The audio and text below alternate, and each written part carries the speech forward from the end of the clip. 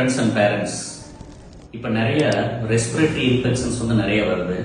So எல்லாத்தோட ஒரே question என்னன்னா, சார் நெபுலைசேஷன் வைக்கலாமா, வீட்டில் நெபுலைசர் வைக்கலாமா அப்படிங்கிறது வந்து நிறைய கேட்குறாங்க.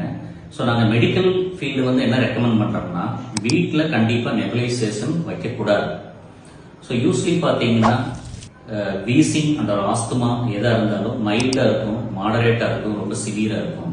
இப்போ நிறைய பேர் வந்து வீட்டில் நெபுலைசர் வாங்கி வச்சு வீட்லேயே நெபுலைசர் பண்ணுவாங்க. ஸோ அதில் என்ன டிஸ்அட்வான்டேஜ்னா, இந்த ட்ரை ஏர், அதில் மெஷினில் வச்சிருக்கிற ட்ரை ஏர் வச்சு ரூம் ஏரில் வச்சு நெபுலைஸ் பண்ணுறப்போ நம்ம பல்மரி லங்ஸோட ப்ராங்கஸ் வந்து ஆல்ரெடி சுருக்கமாக இருக்கும். இது வெறும் ட்ரை ஏர் வச்சு நெபுலைஸ் பண்ணுறப்போ வந்து எச்சா சுருக்கமாகியும் ஸோ ஹைபாக்சியா போயிடுவாங்க. ஸோ எகைன் வந்து அவங்களுக்கு வந்து ப்ராங்கோ கன்ஸ்ட்ரிக்ஷன் அந்த மாதிரி ஆகிடுவாங்க. ஸோ அதனால பெட்டர் வீட்டில் வச்சு நெபுலைசர் பண்ணக்கூடாது. அதுக்கு ஆல்டர்னேட்டிவ் என்னங்க டாக்டர்?